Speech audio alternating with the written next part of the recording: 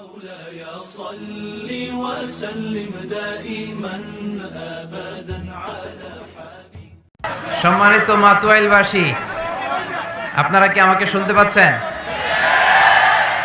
এই কয়েকদিন ধরে অন্য জেলা ঠিক করছি, এখন আমার এলাকাতেই ঝামেলা। আমি কিন্তু মাতুয়াইলের সন্তান, ঠিক কিনা?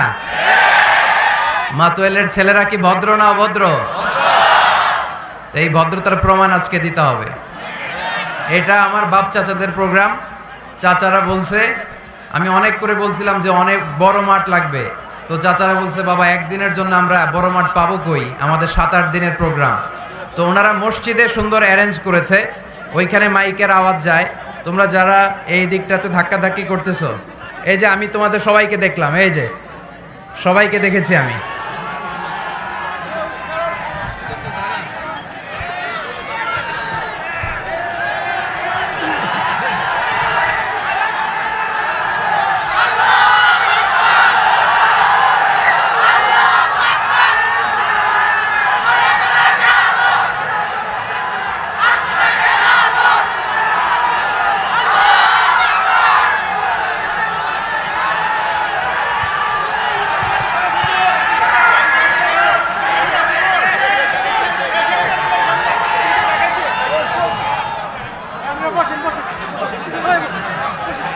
যারা আমরা জায়গা পাই নাই, মসজিদে চলে যেতে হবে। মসজিদে অডিও ওয়াজ শুনতে হবে, ভিডিও হবে না আজকে, ভিডিও হবে না। এই পানি মাইরো না, পানি মাইরো না, বসবে। এমনি প্রচন্ড ঠান্ডা আজকে, পানি মেরো না।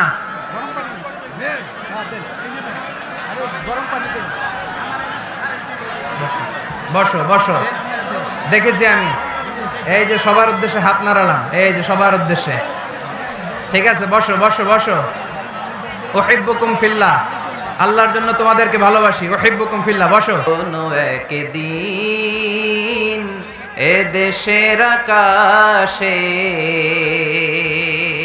কালিমার পতাকা উড়বে, সেদিন সবাই খোদাই বিধান পে দুঃখ বেদনা ভুলবে, ঠিক কিনা?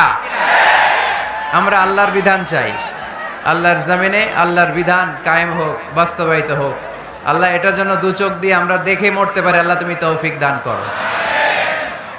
আজকের প্রোগ্রামে আপনারা যারা উপস্থিত হয়েছেন, আমি সবাইকে আন্তরিক শুভেচ্ছা এবং অভিনন্দন জানাতে চাই। অনেক দূর দূরান্ত থেকে আমার মা বোনেরা মহিলা প্যান্ডেলে বসেছেন। মাগরিবের আগেই শুনেছি প্যান্ডেল প্যাকড ছিল, ভাইদের প্যান্ডেলও মাগরিবের পরপরই প্যাকড। অনেক জনসমুদ্র তৈরি হয়েছে, বিশাল জনসমুদ্র। প্রতিদিন যেখানেই কোরআনের কথা আমরা বলতে যাই, কোরআনের আকর্ষণে, এটা মিজানুর রহমানের আকর্ষণে না, চিল্লায় বলে ঠিক কিনা? এখানে আমরা কোরআনের আকর্ষণে এসেছি। আমাদের ভালোবাসার সেন্টার বা কেন্দ্রবিন্দু হচ্ছে কোরআন। এই কোরআনের কথা শোনার জন্য আমরা এসেছি। আপনারা দেখতে পাচ্ছেন যে এই মাহফিলের ধারণ ক্ষমতা কতটুকু, আপনারা দেখতে পাচ্ছেন। এখানে হই হল্লোর, চিৎকার চেঁচামেচি করলে আসলে কথা বলা যাবে না।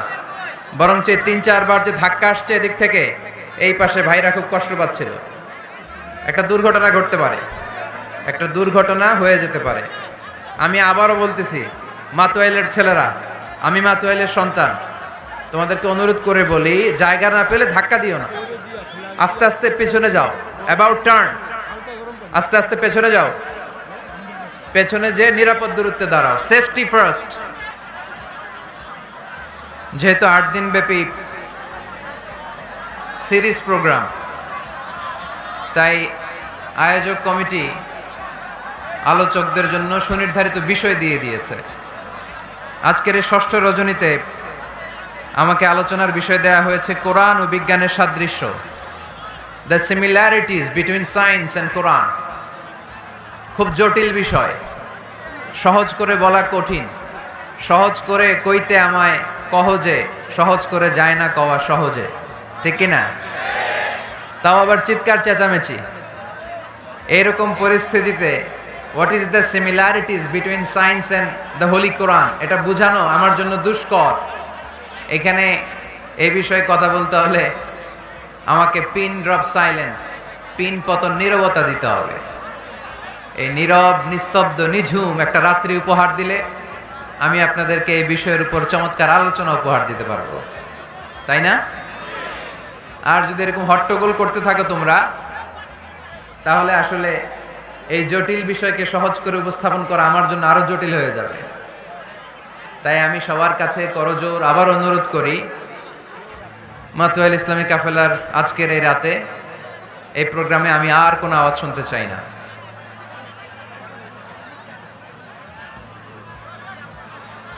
একেবারে নীরব, একেবারে। মাশাআল্লাহ, এবার ঠান্ডা হয়েছে অনেকটা। ঠিক আছে, আওয়াজ করো না, নিজেই ঠিক হয়ে যাও, অন্যকে কিছু বলার দরকার নেই, কোনো আওয়াজ নাই।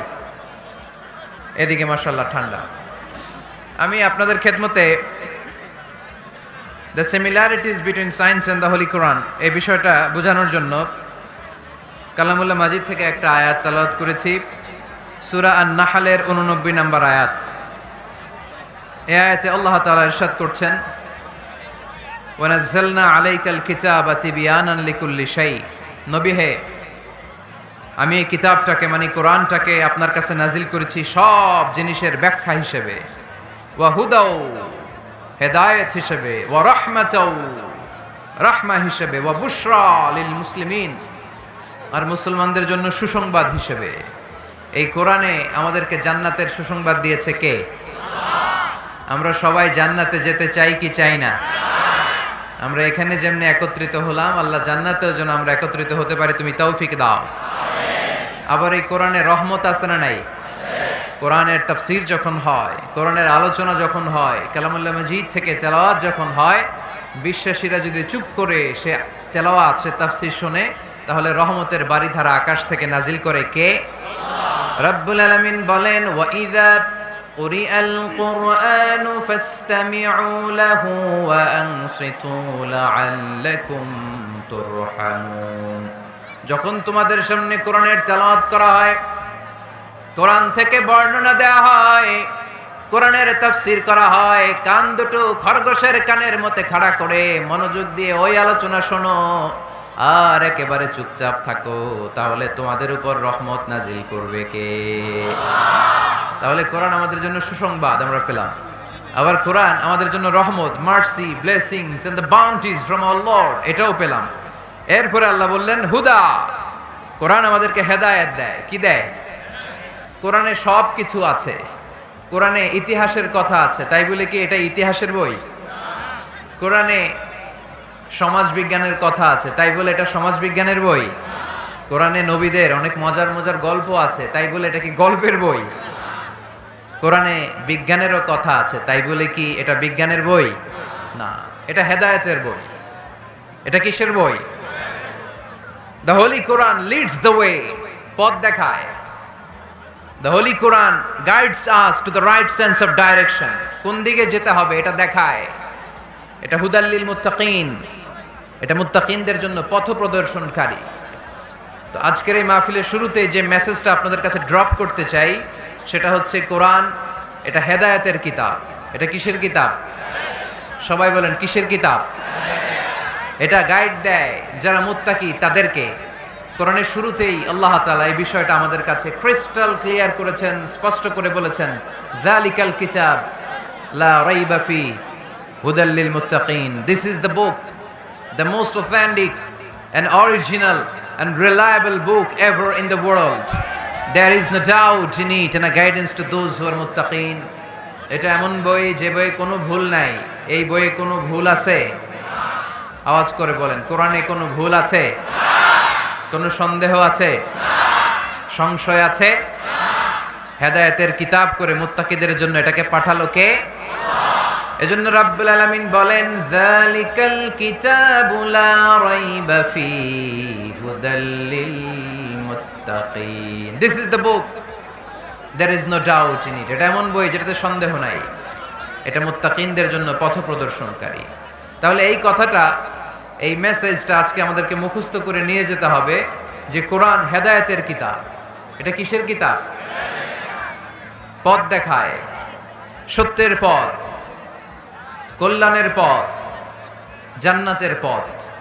ইয়াহদি লিল্লাতি হিয়া আকওয়াম, যে পথটা খুব সুদৃঢ়, খুব মজবুত, কোরআনের এই পথে ডানে বায়ে কোনো মোড় নাই, কোনো ইউটার্ন নাই, কোনো চৌমুহনী নাই, স্ট্রেট ফরওয়ার্ড। এই রাস্তায় যদি দুনিয়ায় আমরা চলতে শুরু করি, এই রাস্তা শেষ হয়ে যাবে জান্নাতুল ফেরদাউসের ভেতরে। আওয়াজ করে পড়ি সুবহানাল্লাহ। এজন্য এই কোরআন থেকে আমাদেরকে হেদায়েত নিতে হবে, এই কোরআন থেকে আমাদেরকে গাইডেন্স নিতে হবে। আমাদের জীবনের চলার পথে যেখানেই আমরা সমস্যায় পড়ব, এই কোরআন থেকে আমাদের গাইডেন্স, হেদায়াত, পথ প্রদর্শন যেটা আল্লাহ তাআলা আমাদের জন্য দিয়েছে, সেটা আমাদেরকে গ্রহণ করতে হবে। কারণ এই কিতাব এমন কিতাব যেটা মানুষকে অন্ধকারচ্ছন্ন একটা পথ থেকে আলোর পথ দেখায়, ঠিক কিনা? বামপন্থীদেরকে ডানপন্থী বানায়, ঠিক কিনা? রব্বুল আলামিন বলেন, আলিফ লাম রা কিতাবুন আনজালনাহু ইলাইকা লিতুখরিজান নাসা মিনাল যুলুমাতি ইলান নূর। Muhammad, I've revealed this book in order to lead the mankind out of darkness into the light.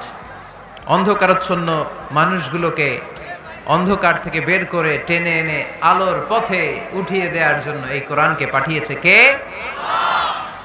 তাহলে আমরা বুঝলাম এটা বিজ্ঞানের কিতাব নয়, যদিও বিজ্ঞান নিয়ে কোরআন কথা বলেছে। এটা ইতিহাসের বই নয়, যদিও অনেক ইতিহাস কোরআনে আছে। এটা গল্পের বই নয়, যদিও নবীদের গল্প পাওয়া যায় এই কিতাবে। এটা হেদায়েতের কিতাব। কিসের কিতাব?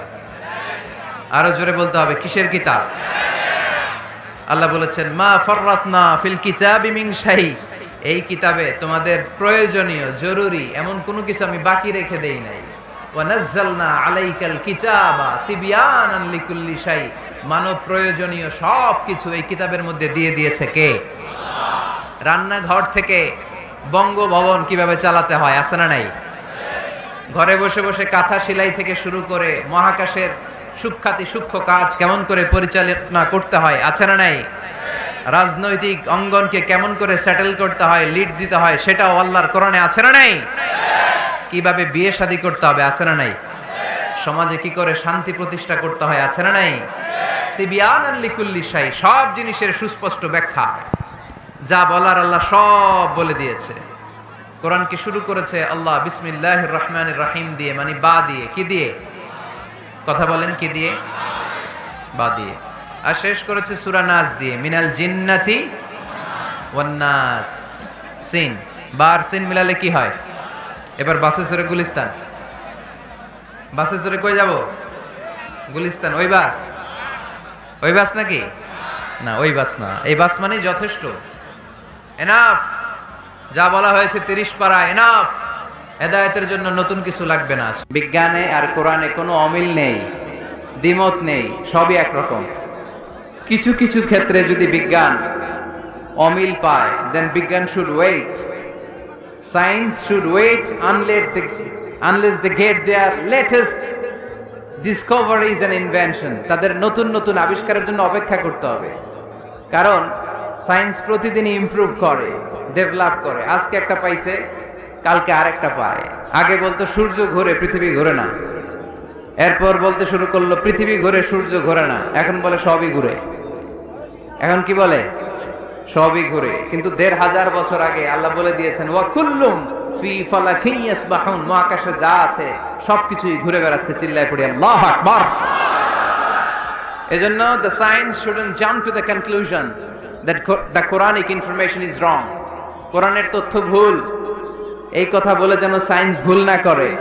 কারণ সায়েন্সের অনেক কিছু এখনো আবিষ্কার হয়ে সারে নাই। একটা সময় চিকিৎসা বিজ্ঞানীরা বলতো ক্যান্সারের নাই কোনো অ্যান্সার, কিন্তু এখন আবার বলতেছে না, ক্যান্সারেরও অ্যান্সার খুঁজে পাওয়া যাচ্ছে, ঠিক কিনা? তাহলে বোঝা গেল সায়েন্সের সবচেয়ে ফাইনাল থিওরি হচ্ছে যে সায়েন্সের কোনো থিওরি ফাইনাল না। কথা বোঝেন নাই বোধহয়? সায়েন্সের ফাইনাল থিওরি হচ্ছে যে সায়েন্সের কোনো থিওরি ফাইনাল না।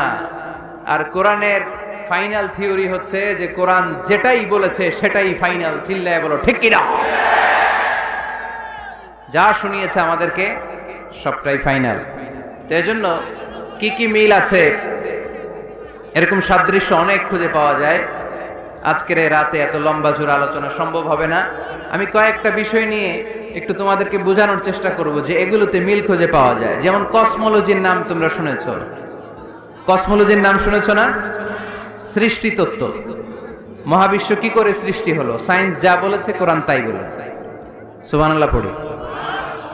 এমব্রয়োলজি, যেটা নিয়ে আমার ছোটখাটো কিছু গবেষণা কর্ম আছে। ভ্রূণ তত্ত্ব, মায়ের পেটে বাচ্চা কিভাবে ডেভেলপ করে, কোরআন যা বলেছে সায়েন্স তাই বলেছে। হিউম্যান অ্যানাটমি, মানুষের দেহের কার্যকারিতা কিভাবে কি কাজ করে, সায়েন্স যা বলেছে কোরআন তাই বলেছে। ফিজিক্স বলে একটা কথা আছে, পড়েছো না তোমরা? পদার্থবিদ্যা, সায়েন্স যা বলেছে কোরআন তাই বলেছে। জুলজি, প্রাণীবিদ্যা, প্রাণী নিয়ে কোরআনে অনেক কথা, সায়েন্স যা বলেছে কোরআন তাই বলেছে। সি সায়েন্স, সাগরের নিচে কি আছে, এই সিক্রেট অফ দ্য সি, এই আন্ডারগ্রাউন্ডে কি আছে, কোরআন যে তথ্য দিয়েছে সাইন বরাবর পুরোটাই স্বীকার করে নিয়েছে। চিল্লায় পড়ি সুবহানাল্লাহ। শুরুতে আমরা দেখি মহাবিশ্ব সৃষ্টি নিয়ে কোরআন কি বলেছে, আর বিজ্ঞান এই আধুনিক সময়ে এসে আমাদেরকে কি জানালো। কোরআন আমাদের সামনে উপস্থাপন করেছে, আওয়ালাম ইয়ারাল্লাযীনা কাফারু আন্নাস সামাওয়াতি ওয়াল আরদা কানাতা রাতকান ফাফাতাকনাহুমা وجعلنا من الماء كل شيء حي أفلا يؤمنون سبحان الله। কাফির মুশরিকরা কি দেখে না, আদিতে সৃষ্টির শুরুতে মহাবিশ্বের সব কিছু আকাশ জমিন এক জায়গায় লেপ্টে ছিল, একটা বিস্ফোরণের মাধ্যমে আমি মহাবিশ্ব তৈরি করলাম। আর এই পৃথিবীর মধ্যে, এই বসুন্ধরার মধ্যে, এই মহাবিশ্বের মধ্যে প্রাণবন্ত যা আছে সব কিছু আমি পানি থেকে তৈরি করলাম। এই পৃথিবীতে প্রাণবন্ত যা আছে তার সবটাই আল্লাহ কি থেকে তৈরি করেছে? পানি থেকে। এটা হচ্ছে কোরআনের থিওরি, যার প্রাণ আছে ওইটা তৈরি হয়েছে পানি থেকে। বিজ্ঞান এসে এটাই স্বীকার করেছে। বিজ্ঞান বলেছে এই পৃথিবীর প্রথম যে প্রাণ এটা পাওয়া গিয়েছে পানিতে, ওই প্রাণের নাম দিয়েছে তারা অ্যামিবা। কি নাম দিয়েছে? It's a very small unicellular organism in this universe. এককোষী অণুজীব, খুবই ছোট। তারা বলেছে এটা পানি থেকে এসেছে। তারপরে এসেছে জুপ্লাংটন, ফাইটোপ্লাংটন, ব্যাকটেরিয়া প্লাংটন। এই শৈবালগুলো, এই স্পিসিসগুলো, এই প্রজাতিগুলো পানি থেকে ডেভেলপ করেছে। তাহলে বিজ্ঞান যা বলেছে তার সাথে কোরআনের হুবহু মিল আছে না নাই? আবার আল্লাহ বললেন পানির মধ্যে আমি অনেক ক্যাটাগরি করেছি। পানির মধ্যে কিছু আছে মিঠা পানি, যেটা খেলে আমাদের হৃদয় ঠান্ডা হয়ে যায়। আবার পানির মধ্যে কিছু আছে লোনা পানি, যেটা মুখে তোলা যায় না, ঠিক কিনা?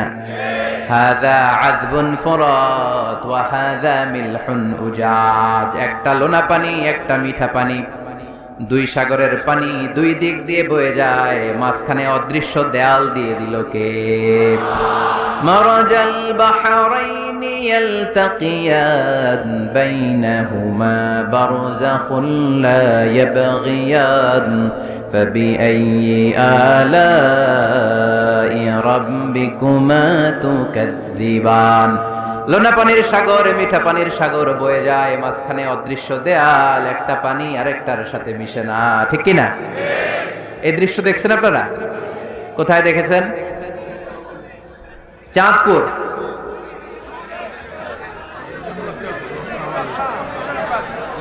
অনেক জায়গায় আছে, বাংলাদেশে আছে কয়েক জায়গায়, শীতলক্ষাতে আছে, আর শীতলক্ষায়, চাঁদপুরে। এরপরে আমি দেখে এসেছি নীল নদ আর লোহিত সাগরের পানি মিশানো। অবাক লাগে না? সুবহানাল্লাহ কইবেন না? একটা লবণাক্ত আর একটা মিঠা, দুইটাই তো পানি, মাঝখানে ব্যারিকেড দিল কে? আল্লাহু আকবার। কেন মিশে না? একটা পানির ডেনসিটি হাই আর একটা লো, একটা টেম্পারেচার হাই আর একটা লো, বলে যদিও পানি একটার সাথে আর একটা মিশে না। এই কারিগরটা কে? তার মানে বিজ্ঞান যা বললো কোরআন হুবহু তাই বলেছে। একটা লোনা পানি আরেকটা মিঠা পানি, একটার সাথে আরেকটা মিশে না। আবার আমাদের এলাকাগুলোর ভেতরে, জেলাগুলোর ভেতরে, থানাগুলোর ভেতরে আল্লাহ লোনা পানির নদী দেয় নাই, ওইখানে দিয়েছে মিঠা পানির নদী। কারণ আমাদের এলাকার ভেতরে, গ্রামের ভেতরে লোনা পানির যদি নদী হতো, আমাদের গাছপালা একটাও টিকতো না, ঠিক কিনা? এই সুন্দর ফুল, সুন্দর ফল, মিঠা নদীর পানি, আল্লাহ তোমার মেহেরবানি। তুমি কতই দিলে রতন, ভাই বেরাদর পুত্র স্বজন, ক্ষুধা পেলে অন্য যোগাও, মানি চাই না মানি, আল্লাহ তোমার মেহেরবানি। সুন্দর ফুল, মিঠা নদীর পানি, আল্লাহ তোমার মেহেরবানি। আল্লাহু আকবার। খালাকা ফাসাওয়া কদ্দারা ফাহাদা, যেখানে যতটুকু পানির দরকার ততটুকু দিলেন। পেঁয়াজের ভেতরেও পানি দিলেন, রসুনের ভেতরেও পানি দিলেন, ক্ষীরার ভেতরেও পানি দিলেন, তরমুজের ভেতরেও পানি দিলেন, আবার ডাবের ভেতরেও পানি আছে না নাই? আন্না সাবাবনাল মাআ সাব্বা, যতটুকু ঢালা দরকার ততটুকু দিছে। আল্লাহু আকবার। পেঁয়াজের ভেতরে যতটুকু সিক্ততা, তরমুজের ভেতরে ততটুকু না। তরমুজের ভেতরে যতটুকু পানি, আপেলের ভেতরে ততটুকু না। আবার আমড়ার ভেতরে যতটুকু পানি, আমের ভেতরে ততটুকু না। সুবহানাল্লাহ। আন্না সাবাবনাল মাআ সাব্বা, এই পানিটা H2O, হাইড্রোজেনের 2টা মলিকিউল আর অক্সিজেনের 1টা মলিকিউল। কি আজীব কথা, দুইটাই গ্যাস, দুইটাই কি, কিন্তু দুই গ্যাস একসাথে মিলাইলে পানি হয়ে যায়। আল্লাহু আকবার। এজন্য আল্লাহ বললেন ওয়াজআলনা মিনাল মাই কুল্লা শাইইন হাই, পানি থেকে আমি প্রাণবন্ত সব কিছু বানালাম। এই পানির অপর নাম জীবন। আবার যদি পানি বেশি হয়ে যায় তখন মরণের সম্ভাবনা আছে না নাই? বন্যা এই দেশে হয় কি হয় না? কিছুদিন আগে উত্তরবঙ্গে বন্যা ছিল কি ছিল না? নূহ আলাইহিস সালামের উম্মাকে অবিশ্বাসের কারণে, গাদ্দারির কারণে আল্লাহ এই প্লাবন দিয়ে, পানি দিয়ে শেষ করে দিয়েছেন। এজন্য পানি দেখলেই এটা যে বাঁচার কারণ, বাঁচার মাধ্যম এমনটা নয়। এই পানি দিয়ে আল্লাহ আমাদেরকে শায়েস্তাও করতে পারেন, পানিশমেন্টও করতে পারেন, শাস্তিও দিতে পারেন, আযাব আর গজব দিয়ে তলিয়েও দিতে পারেন, ঠিক কি না? ওয়াজআলনা মিনাল মাই কুল্লা শাইইন হাই, প্রাণবন্ত সব কিছু আমি পানি থেকে বানালাম। আবার কোন কোন জায়গার পানির মধ্যে এত লবণ আমি দিয়ে দিলাম, সেখানে কোনো কিছু বাঁচে না। আছে না নাই? জর্ডানে একটা সাগর আছে, নাম ডেড সি। নাম শুনছেন? আজকে বাড়িতে যে গুগল করবা, Dead Sea located in Jordan, লিখলেই চলে আসবে। আরবিতে বলে আল বাহরুল মাইয়িত, মৃত সাগর, কিছু বাঁচে না। লবণের ঘনত্ব এত বেশি, আপনার ছোট্ট বাচ্চাটার ওই সাগরে ফেলে দিলেও ডুববে না, কারণ আপনার বাচ্চা যতটুকু জায়গা নিবে পানিতে, তার চেয়ে বাচ্চার ওজন কম, পানির ওজন বেশি, এজন্য কিছু ডুবে না। ওখানে মাছ হয় না, ওখানে শ্যাওলা জন্মায় না, ওখানে কাঁকড়া নাই, চিংড়ি নাই, কারণ লূত আলাইহিস সালামের কওমের লোকেরা হোমোসেক্সুয়ালিটি প্র্যাকটিস করত, সমকামিতা, পুরুষে পুরুষে বিয়ে। এই আওয়াজ এখন বাংলাদেশেও ঢুকার চেষ্টা করতেছে। তাওহীদপন্থী মুসলমানদেরকে সচেতন হতে হবে। ওয়েস্ট থেকে কিছু আসলেই, ইন্ডিয়া থেকে কিছু আসলেই আমার দেশে ঢুকতে দেয়া যাবে না। চিল্লায় বলো ঠিক কিনা? অনেকে মনে করে আমেরিকা থেকে কালচার আসলো, পোশাক আসলো, এটাই মনে হয় মডার্ন। ইন্ডিয়া থেকে নতুন পোশাক আসলো, এটাই মনে হয় মডার্ন। নো, ইসলামের চেয়ে মডার্ন, আধুনিক গোটা বিশ্বে দ্বিতীয় কিছু নাই। চিল্লায় বলো ঠিক কিনা? জন্য সাবধান। এদেশে অলরেডি একটা অর্গানাইজেশন হয়েছে, রেইনবো, রংধনু। এরা ছেলে ছেলেতে বিয়ে করতে চায়, মেয়ে মেয়েতে বিয়ে করতে চায়। আমরা তাওহীদি জনতা বেঁচে থাকতে বাংলার জমিনে এটা হতে দেব না। চিল্লায় বলো ঠিক কিনা? ওয়াজআলনা মিনাল মাই কুল্লা শাইইন হাই, পানি থেকে প্রাণবন্ত সব কিছু তৈরি করলো কে? আবার আল্লাহ বললেন কাফেররা কি দেখে না? আকাশ জমিন সব একসাথে ছিল, মহাবিস্ফোরণের মধ্য দিয়ে আমি মহাবিশ্ব তৈরি করেছি। এই বিস্ফোরণটার নাম কি বলতো? Big bang. মাশাআল্লাহ, কেমন শ্রোতা দেখছেন? সায়েন্সের সবকিছু নিয়ে বসছে আজকে। Big bang. স্টিফেন হকিং একটা বই লিখেছে, a brief history of time. সেখানে সে যে তথ্য দিয়েছে কোরআনের সাথে very similar to the concept of Stephen Hawking. Stephen হকিংও এই কথা বলেছে। সে বলেছে মহাবিশ্ব সৃষ্টির আগে সবকিছু একটা অণুর ভেতরে ছিল, হাই সিঙ্গুলারিটি, সবকিছু এক জায়গায় ছিল। ফাফাতাকনাহুমা, এক বিশাল আওয়াজের মাধ্যমে এক বিস্ফোরণে মহাবিশ্ব সৃষ্টি হলো। ওই আওয়াজটার নাম ছিল কুন। আওয়াজটার নাম ছিল কি? ইন্নামা আমরুহু ইযা আরাদা শাইআন আন ইয়াকুলা লাহু কুন ফায়াকুন। আমরা বাংলায় বলি না কুন ফায়াকুন? কুন ফায়াকুনের মালিক কে? তিনি বলতে দেরি, হতে দেরি হয়। কুন, হাও, হয়ে যায়। বি, ইট ওয়াজ। আল্লাহ যখন বলেছেন কুন, এই আদিতে সব মিলে থাকা এই মহাবিশ্বের সবকিছু এক মহা বিস্ফোরণের মাধ্যমে গোটা বিশ্বে ছড়িয়ে পড়ল, গোটা বিশ্বে ছড়িয়ে ঘুরতে আরম্ভ করলো।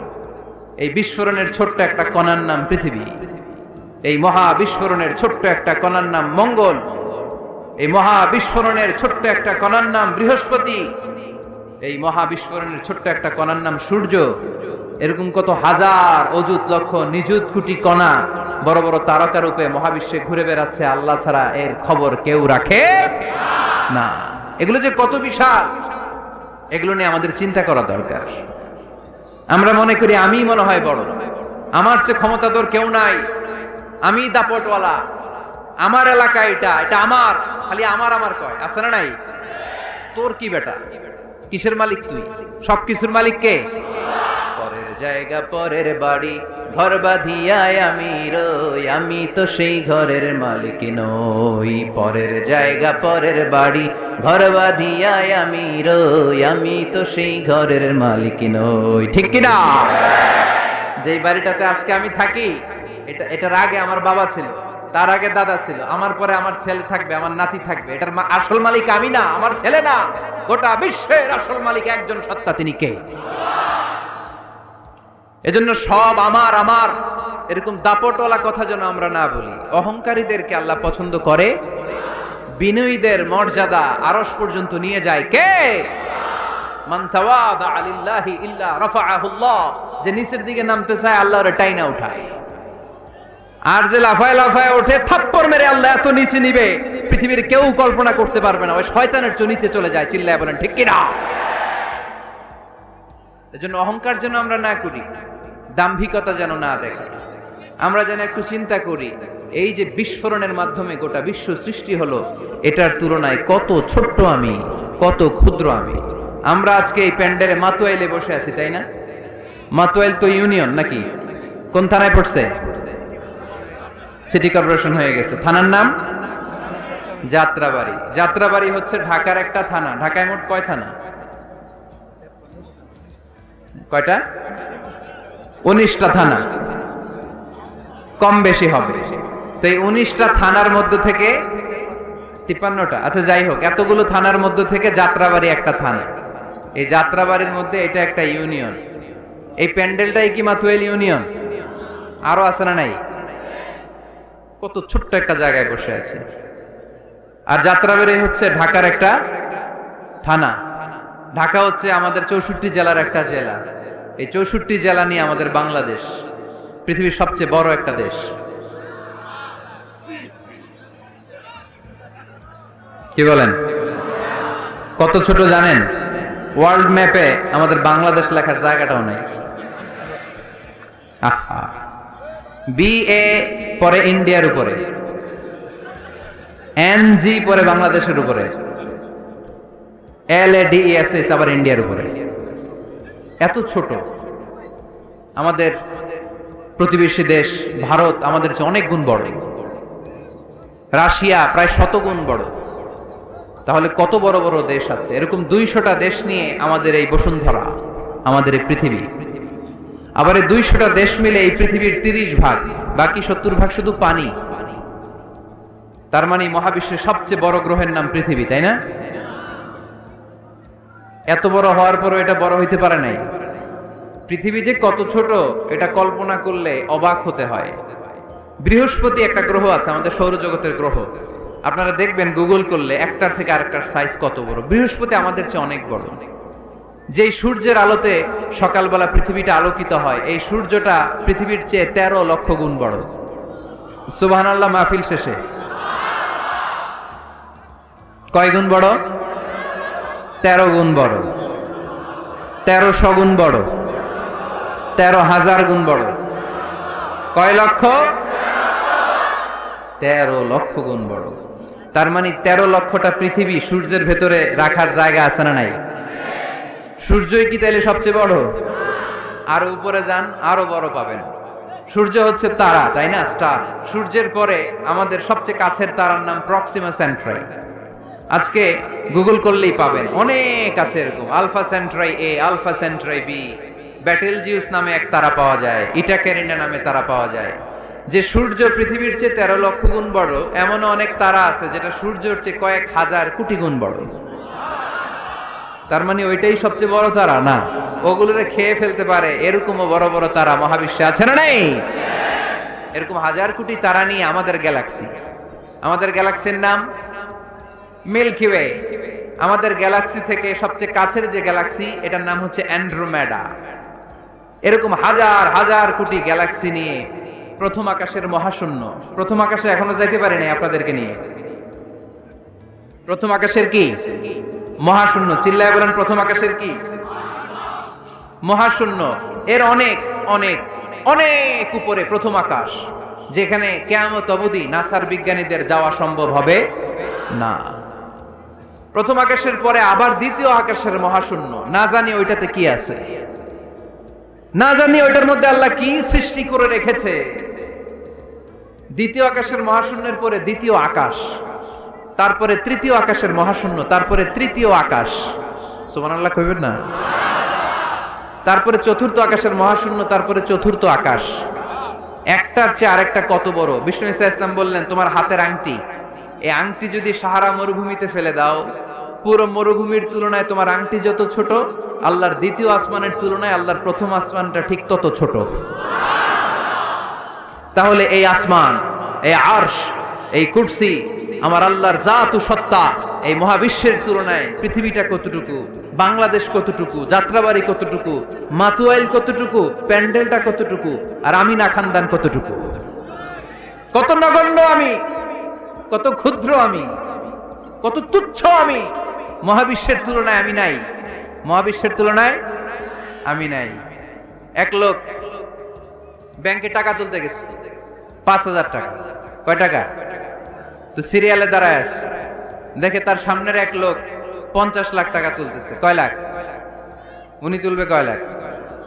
সামনের লোক উনি তুলবে 5,000 টাকা।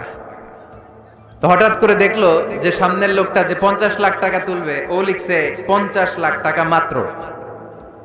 যত বড় অঙ্কই হোক, শেষে কি লিখতে হয়? তো ক্যাশের মধ্যে লিখছে, চেকের মধ্যে, যে 50 লক্ষ টাকা মাত্র। তো এইটা দেখে উপরে গেছে বিপদে, হায় হায়, 50 লক্ষ টাকা মাত্র। তো তারপর ওর চেক নিয়ে ও ক্যাশ কাউন্টারে দিছে। ক্যাশ কাউন্টার দেখতেছে, উনি লিখছে 5,000 টাকা নাই। 5,000 টাকার পরে কি লিখছে? নাই। তো ক্যাশে যে বসছে, কি ভাই ঘটনা কি? এত এত ক্লায়েন্টের সাথে ফিনান্সিয়াল ট্রানজাকশন হ্যান্ডেল করি, আমার জীবনে কাউরে তো টাকার সংখ্যার পরে নাই লিখতে দেখি নাই, ঘটনাটা কি? তো সে বলতে শুরু করলো, ভাই আমার আগে দেখলাম একজন 50 লাখ টাকা তুলছে, তো 50 লাখ টাকা যদি মাত্র হয়, আমার 5,000 তো নাই। তো এই যে মহাবিশ্বের বর্ণনা যে তোমাদেরকে শোনালাম, এগুলো যদি চিন্তা করি, আমি আছি? আমি নাই, কিছুই না আমি, কত তুচ্ছ আমি, কত নগণ্য আমি। এই মহাবিশ্বকে এক মহা বিস্ফোরণের মাধ্যমে তৈরি করেছে কে? আবার আল্লাহ বললেন, ওয়াস-সামাআ বানাইনাহা বিআইদিন ওয়া ইন্না লামুসিউন। বিস্ফোরণের মাধ্যমে শুধু আকাশ সৃষ্টি করে আমি বসে থাকি নাই, এই আকাশ জমিনকে আমি আল্লাহ প্রতিনিয়ত প্রশস্ত করে দিচ্ছি। এই মহাবিশ্ব প্রশস্ত হচ্ছে, ইটস অ্যাক্সেলারেটিং, অলওয়েজ অ্যাক্সেলারেটিং। প্রশস্ত হচ্ছে, এক্সপান্ড হচ্ছে, অ্যাক্সেলারেট হচ্ছে। এটা কোরআনের কথা। কিসের কথা? 1988 সালে, ঠিক কাটায় কাটায় আজ থেকে 20 বছর আগে, সুপারনোভা কসমোলজি প্রজেক্ট নামে একটা প্রজেক্ট করে তারাও গবেষণা করে পেয়েছে যে মহাবিশ্ব স্থির নেই, এটা ঘোরার পাশাপাশি অ্যাক্সেলারেট হচ্ছে। চিল্লায় পড়তে হবে আল্লাহু আকবার। তার মানে কোরআনে যে তথ্য উপাত্ত আল্লাহ দিয়েছেন বিজ্ঞানের সাথে, এগুলোর সাদৃশ্য আছে না নাই? আবার আল্লাহ কসম কেটে বললেন, ফালা أقسم بمواقع النجوم وإنه لقسم لو تعلمون عظيم আমি আল্লাহ তারকা পতিত হওয়ার জায়গাগুলোর কসম খাই, যেখানে তারকাগুলো ঘুরতে ঘুরতে ঘুরতে ঘুরতে ওইটার রেঞ্জে যখন চলে যায় মুহূর্তের মধ্যে তারকা তার অস্তিত্ব হারিয়ে ফেলে। সুবহানাল্লাহ। তারকা পতিত হওয়ার জায়গাগুলোর শপথ করলেন কে? এটাকে কোরআন বলেছে মাওয়াকিউন নুজুম। নাজমুন মানে তারা, যেখানে তারা তার অস্তিত্ব হারায়। কোরআন বলেছে মাওয়াকিউন নুজুম, কিন্তু বিজ্ঞান এটার নাম দিয়েছে ব্ল্যাক হোল। বিজ্ঞান এটার নাম দিয়েছে কি? Black hole. তারা ঘুরতে ঘুরতে এই ব্ল্যাক হোলের রেঞ্জের মধ্যে যদি চলে আসে মুহূর্তের মধ্যে এই তারাগুলো নিঃশেষ হয়ে যায়। এখানে আবার আওয়াজ বাড়ছে, আওয়াজ বাড়ছে। আবার তোমরা আওয়াজ শুরু করলা।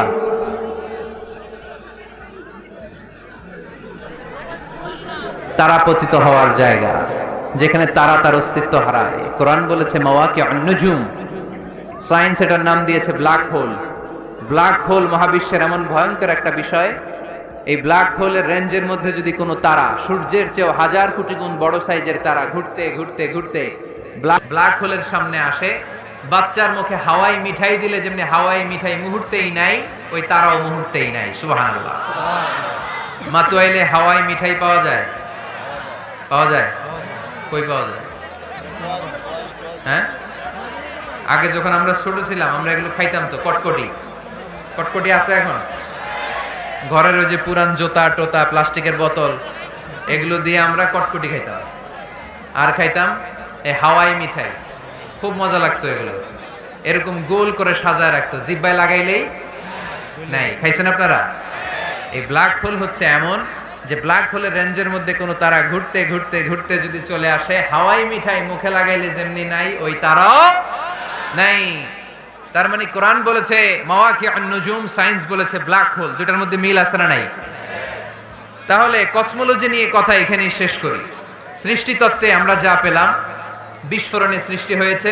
কোরআন বলেছে ফাতাকনাহুমা, সায়েন্স বলেছে বিগ ব্যাং থিওরি। কোরআন বলেছে মুসিউন, যেটা অ্যাক্সেলারেট হচ্ছে, সায়েন্স এটার নাম দিয়েছে সুপারনোভা কসমোলজি প্রজেক্ট। কোরআন নাম দিয়েছে মাওয়াকিউন নুজুম, সায়েন্স বলেছে ব্ল্যাক হোল। প্রতিটা জায়গায় কোরআনের সাথে সায়েন্সের মিল আছে না নাই? এবার আমরা শুনবো এমব্রয়োলজি নিয়ে, ভ্রূণতত্ত্ব। কি তত্ত্ব? ভ্রূণতত্ত্ব। আমরা আমাদের মায়ের পেটের ভেতরে এখন যত বড় আছি তত বড়ই ছিলাম, তাই না? কতটুকু ছিলেন? কতটুকু? একেবারে ছোট ছোট্ট ছোট্ট ছোট্ট। বাবার শুক্রাণু মায়ের ডিম্বাণু দুইটা মিলিয়ে মায়ের পেটের ভেতরে আমার অস্তিত্ব দান করলেন কে? কিছুই ছিলাম না আমি। সায়েন্স 1977-এ হাম অ্যান্ড লিয়েন হুক নামে দুইজন সায়েন্টিস্ট অণুবীক্ষণ যন্ত্র দিয়ে ওরা খুঁজে পেয়েছে যে শুক্রাণুর ভেতরে, স্পার্মের ভেতরে প্রাণের অস্তিত্ব আছে। কিন্তু 1500 বছর আগে এর ভেতরে যে প্রাণ আছে সেটার ঘোষণা কোরআনে দিয়ে দিয়েছে কে? ওভাম এন্ড স্পার্ম দুইটা মিলে হয় জাইগোট। তারপর জাইগোট থেকে হয় এমব্রয়ো, ভ্রূণ। আমি, আপনি, আমরা সবাই ছিলাম ছোট্ট একটা ভ্রূণ, ব্যাঙ্গাচির মতো। বর্ষাকালে মাতুয়াইলে খালে বিলে ব্যাঙ্গের পোনা পাওয়া যায় না? দেখতে মাছের বাচ্চার মতো, তাই না? ছোট বাচ্চারা মনে করে মাছের পোনা, বাড়িতে দইরা নিয়ে আস, মারাকে মা পোনা লয়ে আইছি, মাই দেখে দেখ কোনি আছে না নাই? আসলে কি এটা মাছ? এটা কি ব্যাঙ্গের পোনা? তো আমরা, আমি আপনি প্রত্যেকে আমরা ব্যাঙ্গের পোনার মতো ছিলাম, রক্তচোষা জোকের মতো ছিলাম, মায়ের জরায়ুর দেয়ালের মধ্যে লেগেছিলাম। তারপরে আল্লাহ তাআলা আমাদেরকে বড় করতে আরম্ভ করলেন। এই স্পার্ম ড্রপ থেকে আমরা হলাম ব্লাড ক্লট, রক্তপিণ্ড। সেখান থেকে আমরা হলাম মুদগা, নুতফা, আলাকা, মুদগা, 3 স্টেজ। প্রতি 40 দিন পর পর আমার সাইজ বাড়তে লাগলো। সায়েন্স এটা স্বীকার করেছে যে প্রত্যেক 40 দিন পর বাচ্চার একটা নোটিসেবল ডেভেলপমেন্ট ঘটে। আল্লাহ রাসূল সাল্লাল্লাহু আলাইহি ওয়াসাল্লাম বলেছেন, ইন্না খালকাকুম ইউজমাউ ফি বাতনি উম্মিহি 40 ইয়াওমা, প্রতি 40 দিন পর তোমার মায়ের পেটের ভেতরে তোমার সাইজ একটু বড় করা হয়। চিল্লায় পড়ি আল্লাহু আকবার। তারপরে তুমি নুতফা থাকো, নুতফা থেকে তুমি আলাকা হও, আলাকা থেকে মুদগা, স্টেপ বাই স্টেপ রক্তপিণ্ড, তারপরে আমি হয়ে যাই গোশতপিণ্ড। ওই গোশতের ভেতরে আল্লাহ তাআলা আমার স্কেলিটন দেয়, কঙ্কাল। তারপরে এই কঙ্কালের চারদিক দিয়ে গোশত দিয়ে আমাকে আল্লাহ প্রস্তুত করে। সর্বশেষ এই চামড়ার লেভেল দিয়ে মায়ের পেটে আমাকে ডেকোরেটিং করে কে?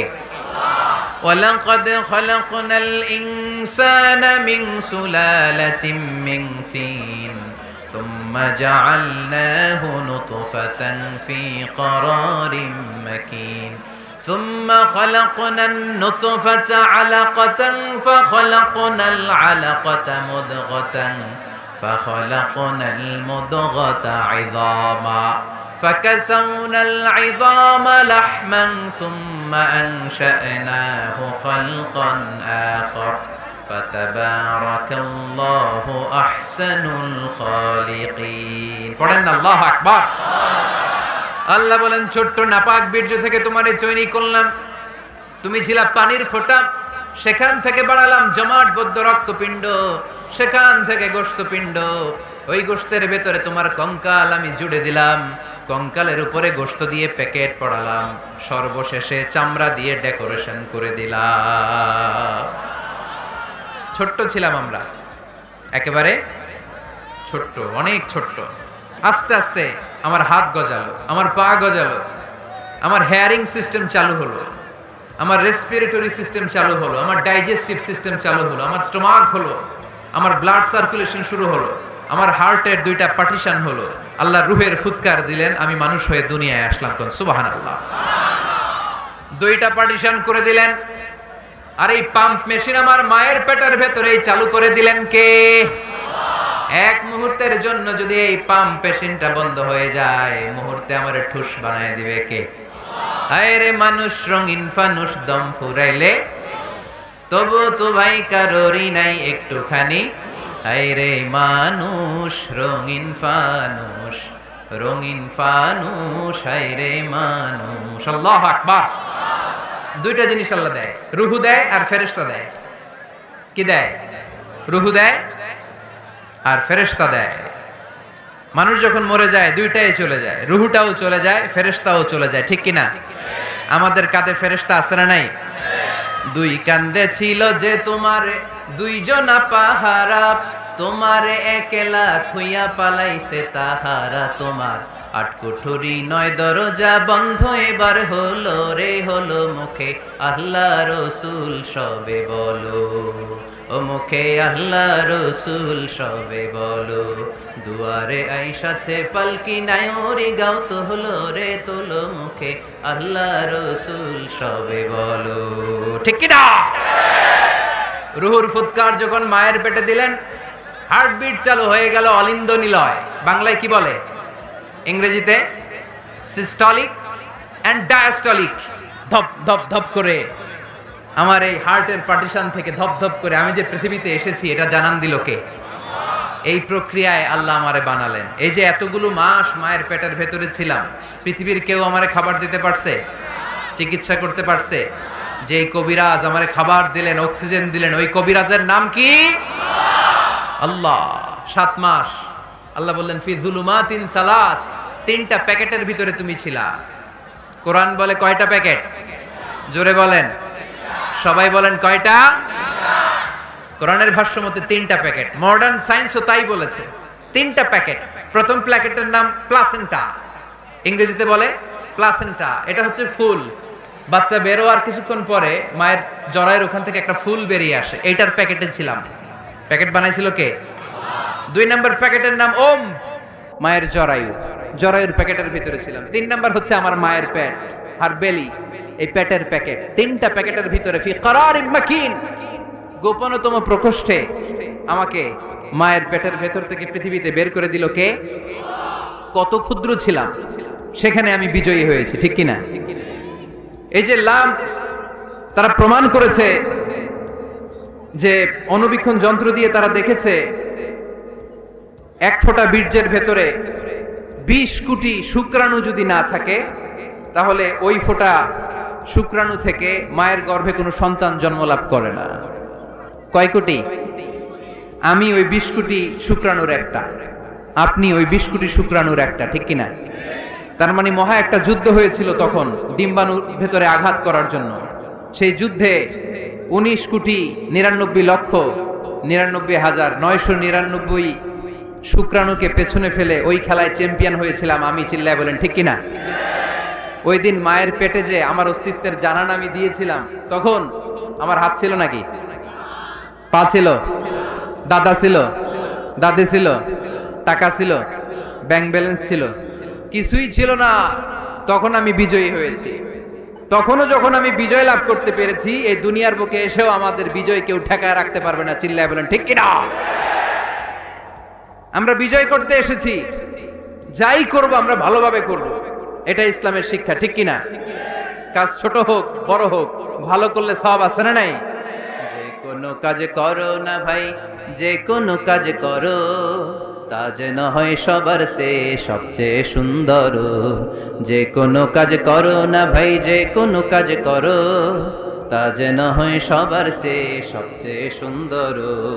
হোক না সেটা পড়ালেখা, রঙের ভাষায় ছবি আঁকা, হোক না সেটা সামান্য কাজ কিংবা মহত্তর, তা যেন হয় সবার চেয়ে সবচেয়ে সুন্দর। আলহামদুলিল্লাহ পড়ো। কাজ ছোট হোক কিংবা বড় হোক, এটা ভালো করে করতে বলছে কে? ভালো করে করলে ওই কাজে বরকত দিবে কে? কাজে কোনো লজ্জা আছে? শ্রমে কোনো লজ্জা আছে? চাকরি ব্যবসায় কোনো লজ্জা আছে? লজ্জা অলসতায়। লজ্জা কিসে? মাতোয়াইলের ছেলেরা মনে থাকবে, কাজে লজ্জা পাওয়া যাবে। Never under estimate any job, big or small. ছোট হোক বড় হোক, কোনো চাকরিকে নাক ছিটকানো যাবে না। কাজ করে বেঁচে থাকতে হবে, এটাই ইসলামের শিক্ষা, ঠিক কিনা?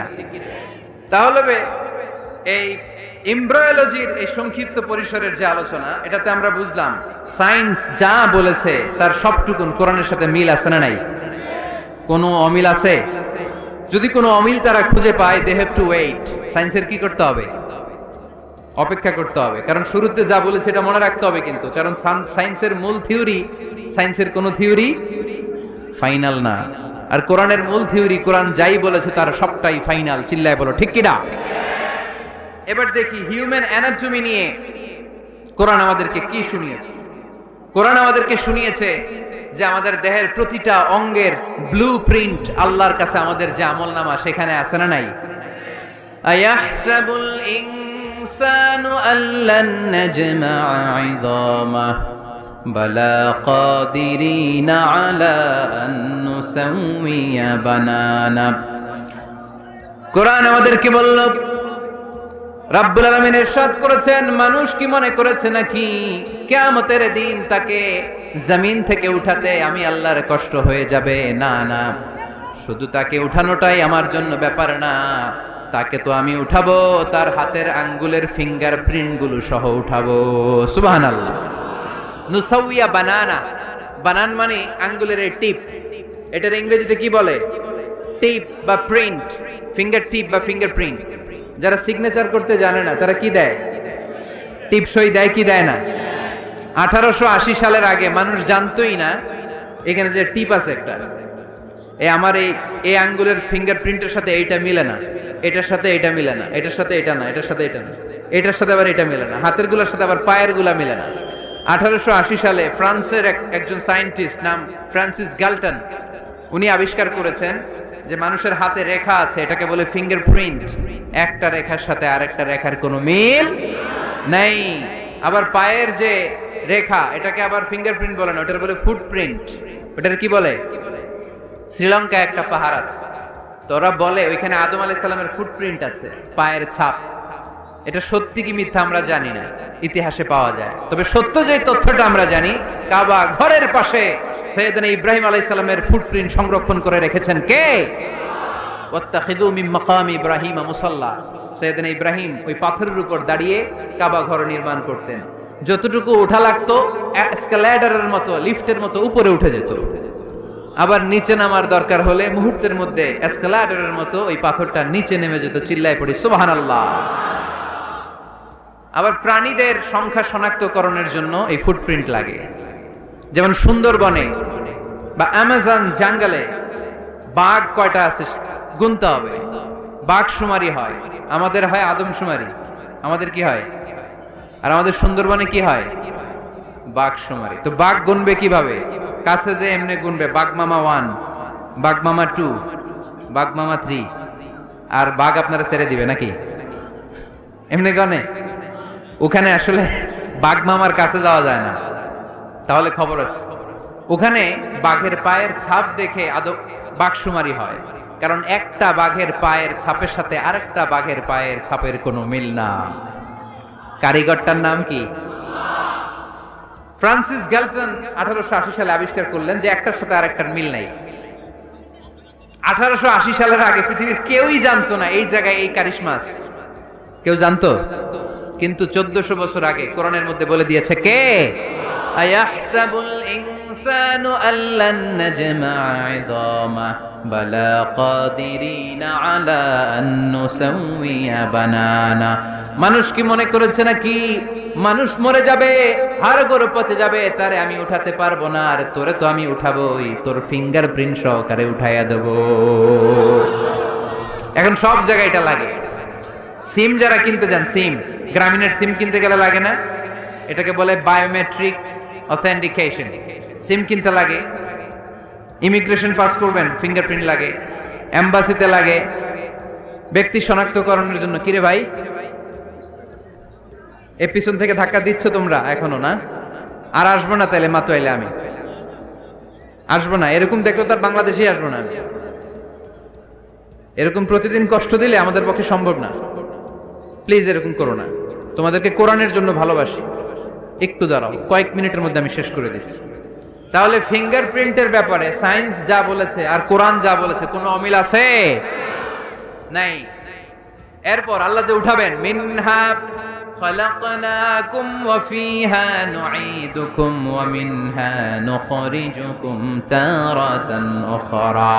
মাটি থেকে বানালাম, মাটি থেকে তোমাদেরকে তৈরি করলাম, মাটির কবরে তোমাদেরকে শুইয়ে দিলাম, আবার মাটির কবর থেকে হাসরের মাঠে আমাদেরকে তুলে ফেলবেন কে? এখন এই যে মাটির ভেতরে আমরা রইলাম, মাটির ঘরে আমরা থাকলাম, পচে গেলাম, মরে গেলাম, কিভাবে উঠাবে? আল্লাহ রাসূল সাল্লাল্লাহু আলাইহি ওয়াসাল্লাম বললেন কিভাবে তোমাদেরকে উঠাবে শোনো। মজার ঘটনা, খেয়াল করে শোনেন।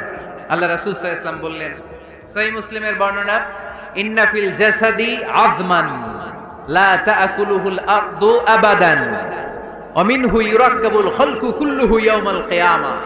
আল্লাহ রাসূল বললেন, নিশ্চয়ই প্রত্যেক মানুষের, প্রত্যেক প্রাণীর দেহের মধ্যে একটা ছোট হাড় আছে।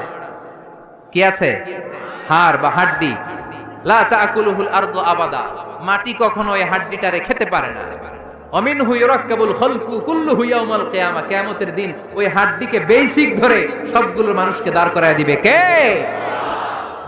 সাহাবারা জিজ্ঞেস করলেন, আইয়ু আযমিন ইয়া রাসূলুল্লাহ, ও আল্লাহর হাবিব ওই হাড্ডিটার নাম কি? আমাদের জানতে বড় মনে চায়। বিশ্বনবী বললেন, হাড্ডিটার নাম হলো আজবুজ জানাব। আজবুজ জানাব ইংরেজিতে বলে কক্সিক্স। ইংরেজিতে কি বলে? ডাক্তার হবা কে কে? হাত তোলো। ডাক্তার হতে চাও দেখি কে কে? মাতোয়েলের ছেলেরা এদিকে ডাক্তার নাই, তোমরা পুলিশের লাঠি চার্জ বাহিনীতে যোগ দিও। যে ধাক্কা ধাক্কি শিখছো তোমরা, তোমরা পুলিশের লাঠি চার্জের একটা উইং থাকে না, ওইখানে চাকরি নিয়ে কোপায় ফেলবা একেবারে পিটায়, যেই ধাক্কা ধাক্কি করতেছো কোরআনের মাহফিলে। তাহলে ডাক্তার হওয়া কারা কারা দেখি? মাশাআল্লাহ, মাশাআল্লাহ। আল্লাহ তোমাদেরকে বড় ডাক্তার হওয়ার তৌফিক দান করুক। হাত নামাও। আজকে বাসায় যে লিখবা কক্সিক্স, এই কক্সিক্স এটাকে আরবিতে বলে, সহিহ মুসলিম শরীফের হাদিস, আজবুজ জানাব। আমাদের যে শির দ্বারা আছে না নাই, এটারে বলে মেরুদণ্ড, ডাক্তারি ভাষায় স্পাইনাল কর্ড। এই স্পাইনাল কর্ডের একেবারে নিচে ট্রায়াঙ্গেল, ত্রিভুজ আকৃতির 3 কোণার একটা ছোট্ট হাড্ডি আছে। কয় কোণা? 3 কোণা। এটা প্রাণীরও আছে, আমাদেরও আছে। হিন্দুরা যখন শ্মশানে মানুষ পোড়ায়, গোশত, হাড্ডি, রক্ত সব পুড়ে যায়, কিন্তু ওই ট্রায়াঙ্গেল কক্সিক্স পুড়ে না। আমাদেরকে এই কবরস্থানে যখন শুইয়ে দেওয়া হয়, আমাদের হাত পা মাটিতে খেয়ে ফেলে, সব জীর্ণ শীর্ণ হয়ে যায়, পচে যায়, গলে যায়। কিন্তু শিরদাঁড়ার নিচে ট্রায়াঙ্গেল, ত্রিভুজ আকৃতির যে হাড্ডির কণা, যেটার নাম কক্সিক্স, ওইটা কখনো পচে? কিয়ামতের দিন ওই কক্সিক্স থেকে ওইটাকে বেসিক অফ দ্য বেসিক্স ধরে আমাদেরকে উঠায় দিবে কে? এজন্য আল্লাহ বললেন মিনহা খালাকনাকুম ওয়া ফিহা নুঈদুকুম ওয়া মিনহা নুখরিজুকুম তারাতান উখরা। মাটি থেকে বানালাম, মাটির কবরে শুইয়ে দিলাম, আবার মাটির কবর থেকে তোমাদেরকে দাঁড় করাবে কে? তাহলে আজবুজ জানাব কোরআনের ভাষা, হাদিসের ভাষা, বিজ্ঞানের ভাষা হচ্ছে কক্সিক্স। মিল আছে না নাই? চিল্লায় বলতে হবে, মিল আছে না নাই? কি কষ্ট হচ্ছে আপনাদের? আরো 2-1 মিনিট শুনবেন? শুনবেন শুনবেন? তাহলে তাকবীর পড়েন, লিল্লাহে তাকবীর, লিল্লাহে তাকবীর, লিল্লাহে তাকবীর। তাহলে হিউম্যান অ্যানাটমি নিয়ে আমরা সায়েন্সের ভাষ্য আর কোরআনের ভাষ্য যা শুনেছি, মিল আছে না নাই? এবার আমরা ফিজিক্স নিয়ে শুনবো। ফিজিক্স মানে কি? পদার্থবিদ্যা। পদার্থের অনেক গুরুত্বপূর্ণ একটা এলিমেন্ট হচ্ছে লোহা। লোহা চিনি আমরা। এই মাইকে লোহা আছে না নাই? লোহা ছাড়া মাইক বানানো যায়, বাড়ি বানানো যায়, গাড়ি বানানো যায়, ক্যামেরা বানানো যায়, মোবাইল বানানো যায়, প্লেন বানানো যায়, কম্পিউটার বানানো যায়। লোহা ছাড়া কিছুই হয় না, ঠিক কি না? যেহেতু লোহা ছাড়া কিছুই হয় না, এজন্য লোহার নামে আল্লাহ কোরআনে একটা সূরাই দিয়ে দিলেন। সুবহানাল্লাহ বাড়িতে গিয়ে বললেন। ওই সূরাটার নাম আরো জোরে, মাশাআল্লাহ, আল হাদিদ। আল্লাহ বললেন ওয়া আলান্না লাহুল হাদিদ, ও দাউদ তোমার জন্য লোহারে আমি নরম বানিয়ে দিলাম। ফিহি বাসুন শাদীদ ওয়া মানাফিউ লিন-নাস ওয়া আনজালনাল হাদিদা ফিহি বাসুন শাদীদ ওয়া মানাফিউ লিন-নাস। আমি লোহাকে আকাশ থেকে নাজিল করলাম, লোহার ভেতরে রয়েছে অনেক শক্তি। মানাফিউ লিন-নাস, মানুষের জন্য উপকার। এই লোহা দিয়ে নানান ধরনের জিনিস বানানোর কৌশল আমাদেরকে শিখালো কে? এই ছেলেরা, এই চিল্লাচিল্লির মধ্যে পারা যাবে? হাদিদ মানে লোহা। হাদিদ মানে কি? লোহা। আল্লাহ বললেন, খেয়াল করে শুনেন, এই যে মাশাআল্লাহ ঠান্ডা, হ্যাঁ এবার ঠিক আছে, এরকম থাকো। লোহা, সূরার নাম হাদিদ, লোহা। ওয়া আনজালনাল হাদিদ, লোহাকে আমি নাজিল করেছি। এই আয়াত থেকে বোঝা গেল লোহা পৃথিবীর উপাদান না। চাচা, ওয়া আনজালনাল হাদিদ, লোহাকে আমি নাজিল করেছি। আকাশ থেকে বৃষ্টি নাজিল করে কে? এই কোরআনকে নাজিল করছে কে? নাজিল কি উপরের থেকে হয় না নিচ থেকে? তার মানে ওয়া আনজালনাল হাদিদ, লোহাকেও আল্লাহ এইভাবে নাজিল করছে। কোরআন যেমনি উপর থেকে নিচে, ফ্রম আপ টু ডাউন, বৃষ্টি যেমনি উপর থেকে নিচে, তেমনি লোহাকেও উপর থেকে নিচে নাজিল করেছে কে? কোরআনের এই আয়াত থেকে বোঝা যায় লোহা পৃথিবীর উপাদান নয়, লোহা নিশ্চয়ই বাইরে থেকে এসেছে। সায়েন্স বর্তমান সময়ে এটাই বলছে, চিল্লায় কোন সুবহানাল্লাহ। সায়েন্স বলছে লোহার একটা মলিকিউল তৈরি করতে যে টেম্পারেচার বা তাপ লাগে, এটা পৃথিবীতে দূরের কথা, সূর্যের ভেতরেও নাই। 1 কোটি ডিগ্রি সেলসিয়াসের তাপমাত্রা ছাড়া লোহার কোনো অণু পৃথিবীতে তৈরি হওয়া সম্ভব না। চিল্লায় বলো ঠিক কিনা? এত বেশি তাপমাত্রা, সৌরজগতের সব গ্রহ নক্ষত্রের তাপমাত্রা একসাথে মিলালেও চলবে না। তার মানে কোরআন যা বলেছে আর সায়েন্স যা বলেছে, মিল আছে না নাই? এরপরে কোরআন পাহাড়ের ব্যাপারে বলেছে, ওয়াজআলনাল জিবালা আওতাদা, আমি পাহাড়গুলোরে পেরেকের মতো জমিনে ঢুকিয়ে দিয়েছি। সুবহানাল্লাহ। তাহলে পাহাড়কে আল্লাহ তাআলা পেরেকের সাথে তুলনা করলেন। কিসের সাথে? পেরেক চিনেন? সবাই চিনেন? মাতোয়াইলে আছে পেরেক। কি করে পেরেক দিয়ে? কাঠের ভিতরে ঢুকে না, দেয়ালে ঢুকে। তাহলে আল্লাহ পাহাড়গুলোর বললেন পেরেক। আচ্ছা, পেরেক যখন আমরা কাঠের ভিতরে ঢুকাই, পুরো পেরেকটা কাঠের ভিতরে ঢুকে যায়, উপরে শুধু কি থাকে? মাথাটা থাকে, ঠিক কিনা? তার মানে আমরা যে পাহাড় দেখতে পাচ্ছি এটা পাহাড়ের মাথা। পুরো পেরেক যেমনি কাঠের ভিতরে, পুরো পাহাড়টা আছে মাটির ভিতরে। চিল্লায় পড়ি আল্লাহু আকবার। জমিনে আমরা দৃশ্যমান এই পৃথিবীতে খালি চোখে যে পাহাড় দেখতে পাই, এটা আসল পাহাড় না, এটা পাহাড়ের মাথা। যেমনি পেরেক যখন কাঠের ভিতরে ঢুকে দেই, পুরো পেরেকটা কাঠের ভিতরে ঢুকে যায় কি যায় না? পেরেক নিয়ে যখন আমি হাতুড়ি দিয়ে মারলাম, পুরো পেরেকটা কই যায়? কাঠের ভিতরে, তাই না? তার মানে খালি চোখে যে পাহাড় দেখি, এটা পেরেকের মাথা যেমনি একটু দেখা যায়, এটা পাহাড়ের মাথা। আসল পাহাড় মাটির ভেতরে, উপরে যদ্দূর দেখা যায় তার কমসে কম 10 গুণ পাহাড় মাটির ভিতরে রেখে দিয়েছে কে? এজন্য আল্লাহ উপমাটা, মেটাফরিকটা এইভাবে দিলেন, ওয়াজআলনাল জিবালা আওতাদা। এই পাহাড়কে, মাউন্ট এভারেস্টকে, আলাস্কা পর্বতমালাকে, আল্পস পর্বতমালাকে, এই গারো পাহাড়কে, এই কেওক্রাডাঙ্গার তাজিংডং বিজয়কে আমি পাহাড়ের মতো জমিনের মধ্যে গেড়ে দিয়েছে। চিল্লায় পড়বো সুবহানাল্লাহ।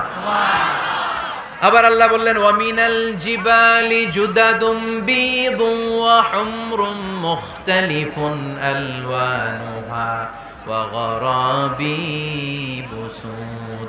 পাহাড়ের মধ্যে কোন পাহাড় আমি বানিয়েছি ধবধবে শুভ্র সাদা, কোন পাহাড় আমি বানিয়েছি রক্তিম লাল, কোন পাহাড় আমি বানিয়েছি কুচকুচে কালো।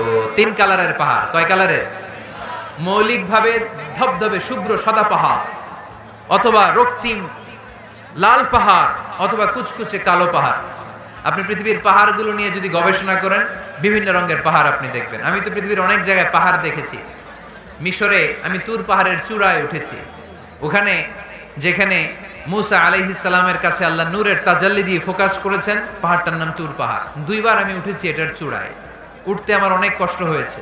ওখানে উঠে ফজরের সালাত পড়ে আমি খেয়াল করে দেখলাম তুর পাহাড়ের আশেপাশের পাহাড়গুলো কোনোটা খয়েরি, কোনোটা কালো, কোনোটা লাল, কোনোটা ধূসর। আল্লাহু আকবার। এক এক পাহাড়কে এক এক রং দিয়ে তৈরি করলো কে? পৃথিবীতে চায়না নামে একটা দেশ আছে না? চায়না একটা শহর আছে গানজু।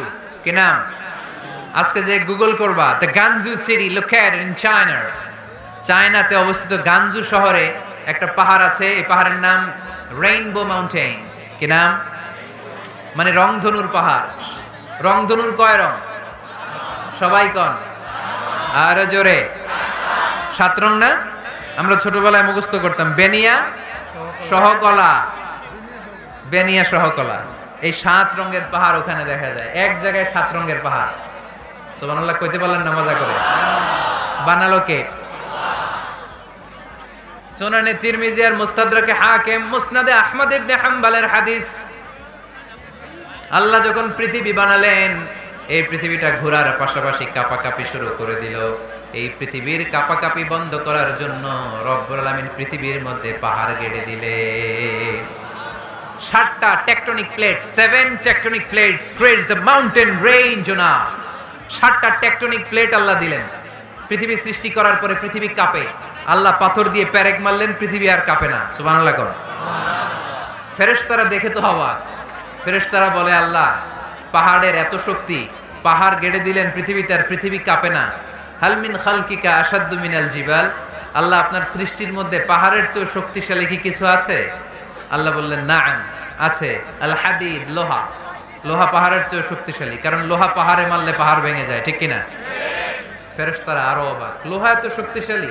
হাল মিন খালকিকা আশাদ্দু মিনাল হাদিদ। আল্লাহ, তাহলে লোহার চেয়ে শক্তিশালী মনে হয় কিছু নাই, আছে? আল্লাহ বললেন, নাআম, আছে। আন্নার, আগুন, কারণ আগুনের মধ্যে লোহা ফেলে দিলে লোহা গলে যায়। ঠিক কিনা? ফেরেশতারা তো আরো অবাক।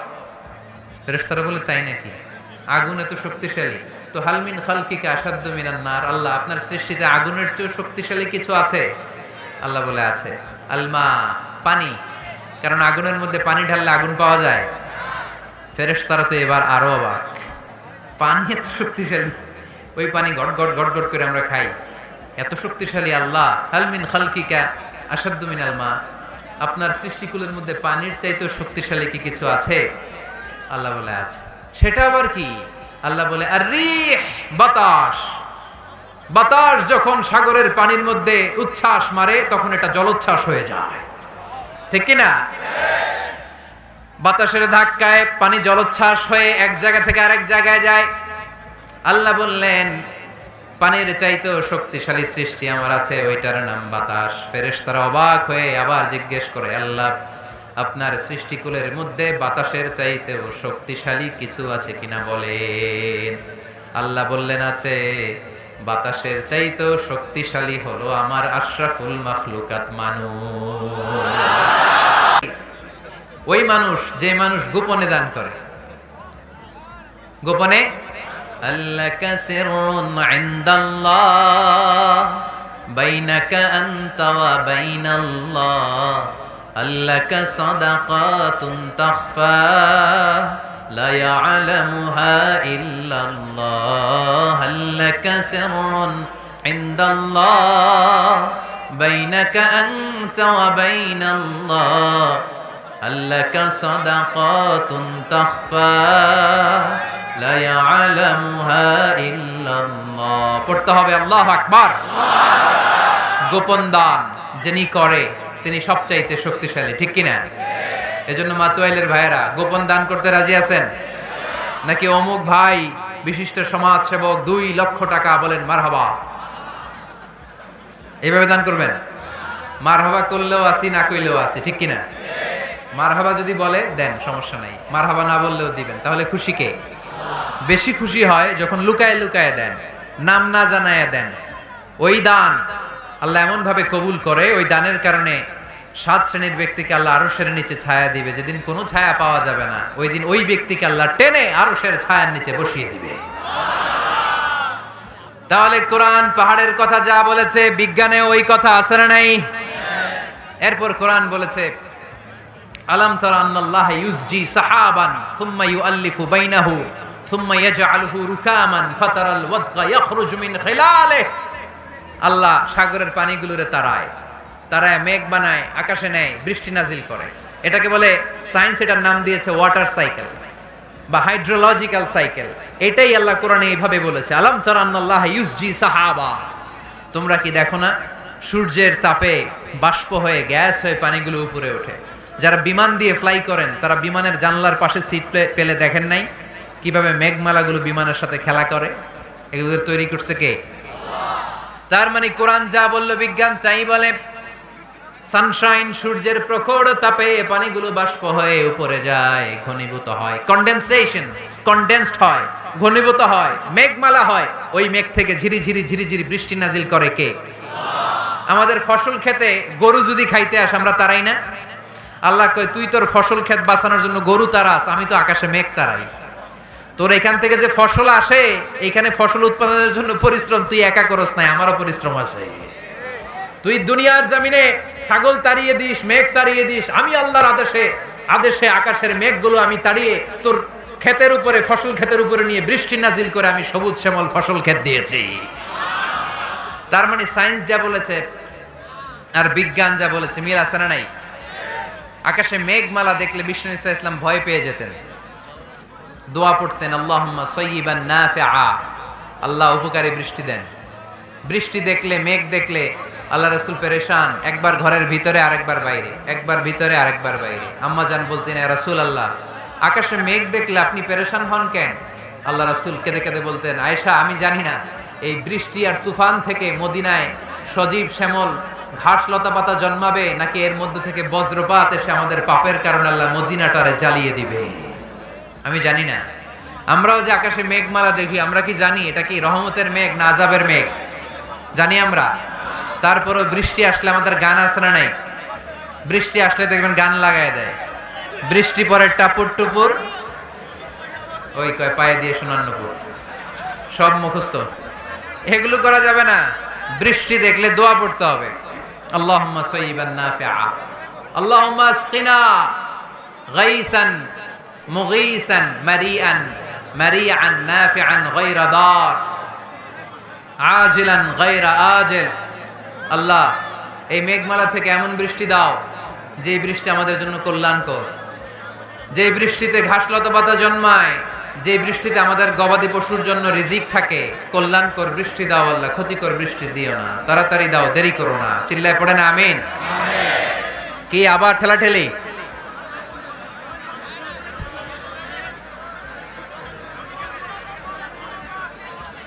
মোনাজাত করে দেই না? না না, মোনাজাত হবে, বসে যাও। এই তো ঠিক আছে, এইভাবে থাকে। তাহলে কানগুলো খরগোশের কানের মতো খাড়া করে শোনেন। আল্লাহর হাবিব বললেন মুস্তাদরাকে হাকিমের হাদিস, সিনতান লা তুরাদ্দান, দুই দোয়া আল্লাহ কখনো ফিরিয়ে দেন না। কয় দোয়া? এক হচ্ছে ইনদান নিদা, আজানের পরে যে দোয়াটা করা হয়, আজান আর একামতের মাঝখানে দোয়া, আজানের সময় দোয়া, এই দোয়া আল্লাহ ফিরিয়ে দেয়, একটা গেল। দুই নাম্বার হচ্ছে তাহতাল মাতর, বৃষ্টির নিচে দাঁড়িয়ে দোয়া করলে ওই দোয়া কবুল করে কে? আর আমরা বৃষ্টির নিচে দাঁড়িয়ে আঁকা বাঁকা মেঠো পথে কোন রূপসী হেঁটে যায়, আছে না নাই? বৃষ্টি আসলে আমরা ভাবুক হয়ে যাই, দরজা জানলা বন্ধ করে দিয়ে অনেকে গান বাজনা ছেড়ে দেয়, হিন্দি গান লাগায় দেয়। এই 16 ডিসেম্বরেও দেখলাম কিছু কপাল পোড়া বাংলা দেশাত্মবোধক গানের পরে হিন্দি গান লাগাই দিচ্ছে। কত বড় ডাকাই, কোথায় কি করতে হবে ওইটাও জানে না। তো এই জন্য বৃষ্টি নাজিল হলে আমরা যেন আল্লাহর কাছে দোয়া করি। বৃষ্টির সময় দোয়া করলে ওই দোয়াটা কবুল করে কে? তাহলে ফিজিক্সের এই পোরশনে আমরা লোহা নিয়ে কথা বললাম, বায়োলজিক্যাল অ্যাসপেক্ট অফ মাউন্টেইনস, পাহাড় নিয়ে কথা বললাম পানি নিয়ে। এবার আমরা জুলজি নিয়ে কিছু কথা বলে মুনাজাতের দিকে যাব ইনশাআল্লাহ। প্রাণীবিদ্যা, জুলজি মানে কি? প্রাণীর কথা তো আর কোরআনে নাই। প্রাণীর নামে আল্লাহ কোরআনে একটা সূরাই দিয়ে দিয়েছে, সূরাতুল আনআম। আবার 5টা প্রাণীর নামে আলাদা আলাদা সূরা আছে না নাই? সূরাতুল বাকারা, বাকারা মানে সূরাতুল ফিল, ফিল মানে সূরাতুন নামাল, নামাল মানে পিঁপড়া। সূরাতুন নাহাল, নাহাল মানে মৌমাছি। সূরাতুল আনকাবুত, আনকাবুত মানে মাকড়সা। 5টা প্রাণীর নামে কোরআনে সূরা দিছে কে?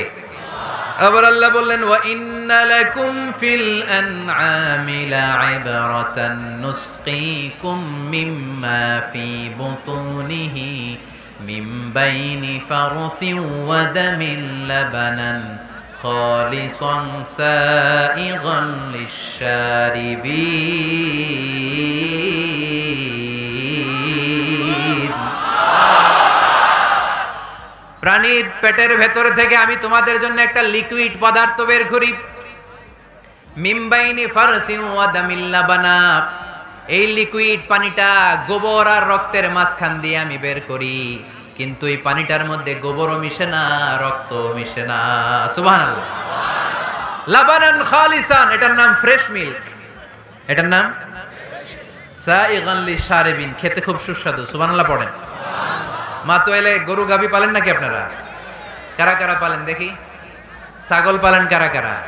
মা বা'আসাল্লাহু নাবিয়্যান ইল্লা রাআল গানাম। এই দুনিয়ায় এমন কোন নবী নাই যে নবী ছাগল চড়ায় নাই।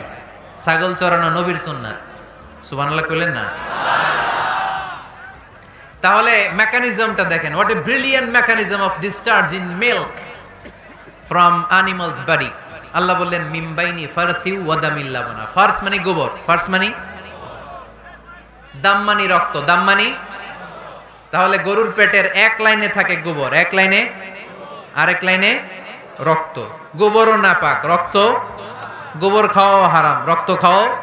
কিন্তু দুই হারামের মাঝখান থেকে, দুই পচা জিনিসের মাঝখান থেকে, দুই বিদঘুটে জিনিসের মাঝখান থেকে দুধ আমাদের জন্য বের করে দেয় কে? মেকানিজমটা দেখছেন? মিমবাইনি ফারসি ওয়া জামিল লাবানা, একদিকে গোবর একদিকে রক্ত, মাঝখান দিয়ে স্বচ্ছ দুধ। সুবহানাল্লাহ পড়েন। এই দুধ এমন একটা খাবার, এটা খেয়ে হজম করতে পারলে আজীবন বেঁচে যাবেন। নিউট্রিশনের যে ইনগ্রেডিয়েন্টস আছে 6টা, পুষ্টি উপাদান 6টাই আছে দুধে। এজন্য আল্লাহ রাসূল সাল্লাল্লাহু আলাইহি ওয়াসাল্লাম দুধ বড্ড পছন্দ করতেন, আর বলতেন আলাইকুম বি আলবানিল বাকার, তোমরা গরুর দুধ খেও, ফা ইন্নাহা তুরাম্মু মিনাল আশজার, কেননা গরুর দুধ এটা ঘাস লতা পাতার নির্যাস। গরু কি খায়? ফাস্ট ফুড খায় না? গরু বার্গার খায় না? ফ্রেঞ্চ ফ্রাইজ খায় না? টিক্কা খায় না? চিকেন কাবাব? গরু কি খায়? এই ঘাস খাবেন, মানে শাকসবজি খাবেন। গরু ঘাস খায়, এজন্য গরুর পেট থেকে দুধ বের করে দেয় কে? আলাইকুম বি আলবানিল বাকার, তোমরা গরুর দুধ খেও। কত বড় ডাক্তার ছিলেন বিশ্বনবী মুহাম্মদ সাল্লাল্লাহু, এমন বিশ্বস্ত নবী যেটা খাইতে বলছে ওইটা খাইলেই ডাইরেক্ট অ্যাকশন।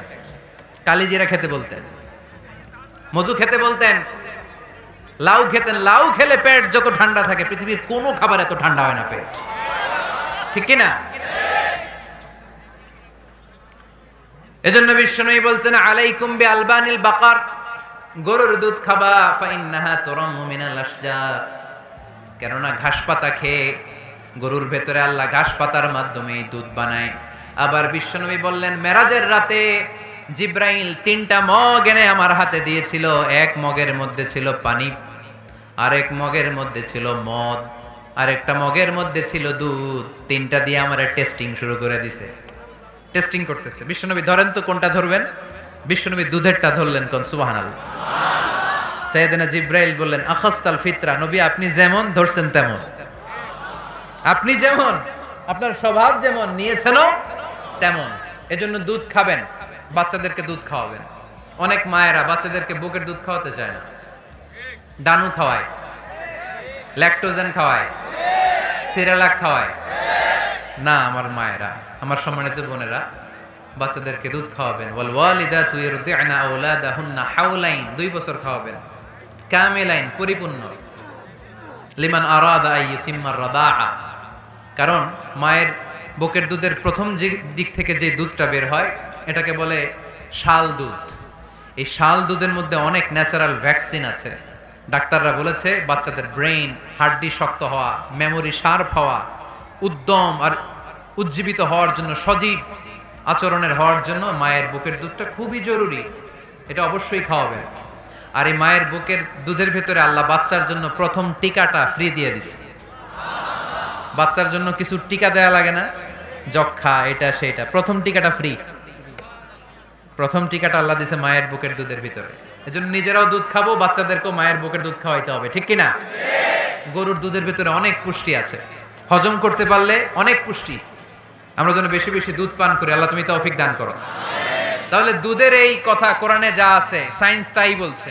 কোরআন বলছে 1500 বছর আগে, সায়েন্স এখন খালি ঘোষণা দিতেছে বাচ্চাদের দুধ খাওয়ান, গরুর দুধ খান, এটাতে উপকার আছে। তার মানে এই প্রাণীকুলের ব্যাপারে প্রাণীবিদ্যার যে তথ্য, কোরআন আর বিজ্ঞান মিল আছে না নাই?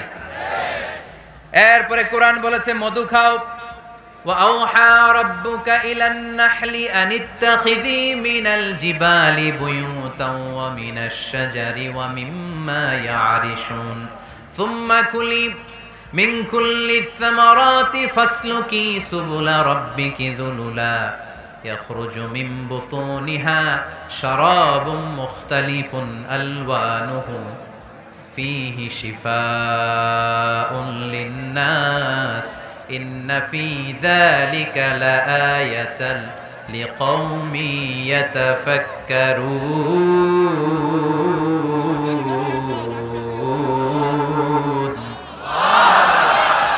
لِقَوْمٍ يَتَفَكَّرُونَ, চিন্তাশীলদের জন্য এই মধুর মধ্যে আল্লাহ চিন্তা রেখে দিয়েছেন।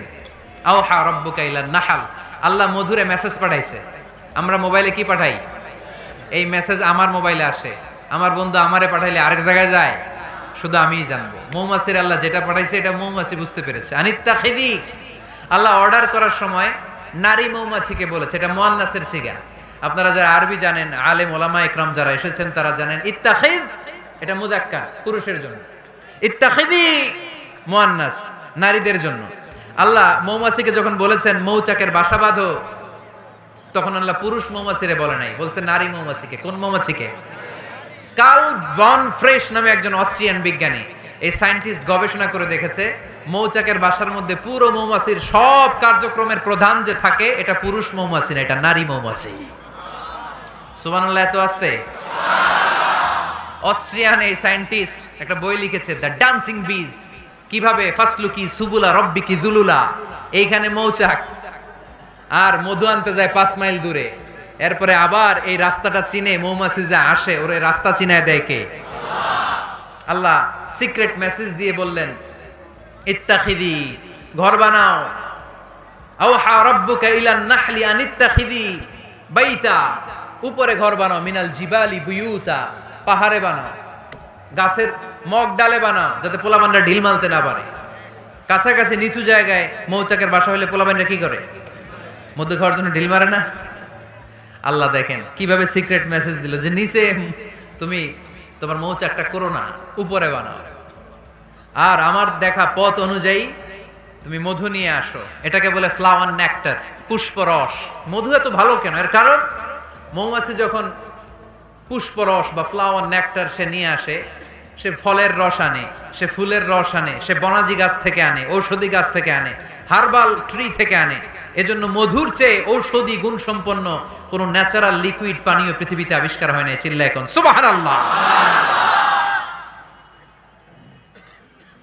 ফাসলুকি সুবুলা রাব্বিকি যুলুলা, এগোতে থাকো, তারপরে মধুগুলোকে নিয়ে বাসার মধ্যে রাখো। এই আয়াত থেকে প্রমাণ হয় পুষ্পরস সংগ্রহ করে মধু এটাকে খেয়ে ফেলে, এমন না মুখ দিয়ে এনে মৌচাকে রেখে দেয়, না, এটা খেয়ে ফেলে। খেয়ে পেটের ভেতর একটা চেম্বার আছে, আলাদা একটা চেম্বার, ওইখানে এনজাইম দিয়ে এটাকে সমৃদ্ধ করে। তারপর একটা টিউব আছে এটার পেছনে, এই টিউব দিয়ে মৌচাকের ভেতরে মধুকে পৌঁছে দেয় আমাদের জন্য। কোন সুবহানাল্লাহ। এই অস্ট্রিয়ান সায়েন্টিস্ট উনি গবেষণা কইরা অপারেশন করে মৌমাছি কেটে দেখতে পেল মৌমাছির পেটের ভিতরে একটা পাকস্থলী না আমাদের মতো, ওর পেটের ভিতরে আল্লাহ দুইটা পাকস্থলী দিয়েছে। একটা তার নিজের খাবারের পাকস্থলী, আর একটা আমাদের জন্য যে মধু এনে এটাকে এনজাইম লিকুইড দিয়ে সমৃদ্ধ করবে, ওইটার জন্য আরেকটা পাকস্থলী। চিল্লায় পড়তে হবে আল্লাহু আকবার। এজন্য মধু খেতে রাজি আছেন তো? বিষ্ণু ঈসা ইসলাম ফ্রেশ মধু খেতেন, দুর্গন্ধযুক্ত মধু বিষ্ণু সাল্লাল্লাহু আলাইহি সাল্লাম কখনো খেতেন না। আর বিষ্ণু ঈসা ইসলাম বলতেন আলাইকুম বিশিফা আইন, তোমরা দুইটা শিফা নাও। কোরআনে এই মেসেজটা খেয়াল রাখবেন, কোরআনে কালামুল্লাহ মাজিদে দুইটা বিষয়ের ক্ষেত্রে আল্লাহ শিফা শব্দ যোগ করেছেন।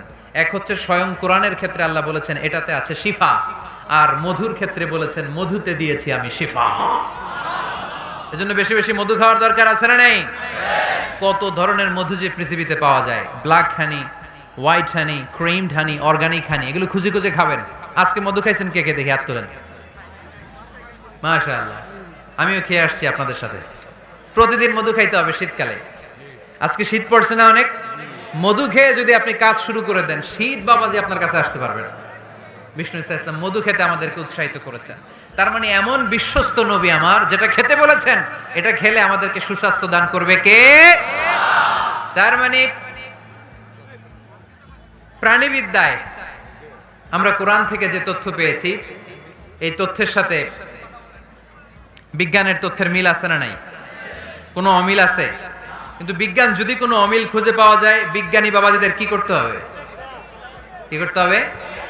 They have to wait unless they get their final discoveries, the latest and modern invention. তাদের নতুন ইনভেনশন যতক্ষণ না আসে বসে থাকতে হবে, কারণ তোমাদের কথা ফাইনাল না। বিজ্ঞানের সবচেয়ে বড় থিওরি যে বিজ্ঞানের কোনো থিওরি ফাইনাল না, আর কোরআনের সবচেয়ে বড় থিওরি কোরআন যাই বলেছে তাই মনে থাকবে। এজন্য আজকের এই সংক্ষিপ্ত আলোচনা থেকে আমরা বুঝতে পারলাম যে বিজ্ঞান আর কোরআনে কোনো অমিল নেই, আছে শুধু মিল। আমরা আজকে কসমোলজি নিয়ে শুনেছি, মানে সৃষ্টি তত্ত্ব, কিভাবে সৃষ্টি হলো মহাবিশ্ব। এমব্রয়োলজি নিয়ে শুনেছি, কিভাবে আমরা তৈরি হয়েছি, ভ্রূণ তত্ত্ব। হিউম্যান অ্যানাটমি, আমার দেহের নাট বল্টু কোথায় কি আছে। শুনেছি ফিজিক্স নিয়ে, পদার্থবিদ্যা। শুনেছি জুওলজি নিয়ে, প্রাণীবিদ্যা। এই 5টা পয়েন্টে সংক্ষিপ্ত পরিসরে যা আপনাদেরকে শোনালাম, আরো অনেক আছে, scientific indications, natural phenomena and cosmic symbols. এই 5টাতে আজকে আমরা সায়েন্সের আলোকে প্রমাণ করে দেখাতে পেরেছি যে কোরআনে আর বিজ্ঞানে কোনো অমিল নেই, আছে শুধু সাদৃশ্য। চিল্লায় বলো ঠিক কি না? এজন্য কোনো কিছু যদি বিজ্ঞানী ভাইয়েরা অমিল পান, ওয়েট, বসেন, রিল্যাক্স, চা খান, ঠান্ডা মাথায় চিন্তা করেন, আরো গবেষণা করেন। যেটা অমিল পাইছেন, গবেষণা বেশি বেশি করলে ওইটাও মিল পেয়ে যাবেন, ঠিক কিনা? এজন্য বিজ্ঞানের আবিষ্কার যত বাড়বে, কোরআন বোঝা তত সহজ হবে, ততই সহজ হবে। বিজ্ঞান যত আগাবে, ততই কোরআনের দিকে সেজদায় লুটিয়ে পড়বে। চিল্লায় বলে ঠিক কিনা? আর কোরআন এটা বিজ্ঞানের বই না, এটা কিসের কিতাব? সবাই বলেন। এখান থেকে সমাধান নেওয়ার দরকার আছে না নাই? জীবন সমস্যায় আমরা কোরআন থেকে সমাধান নিব, কারণ কোরআন আমাদেরকে সঠিক জীবন দর্শন শিক্ষা দেয়। আল্লাহ আমাদের সবাইকে কথাগুলো বোঝার ও আমল করার তৌফিক দান করুক। আমরা পড়ি আমিন। مولاي صل وسلم دائما أبدا على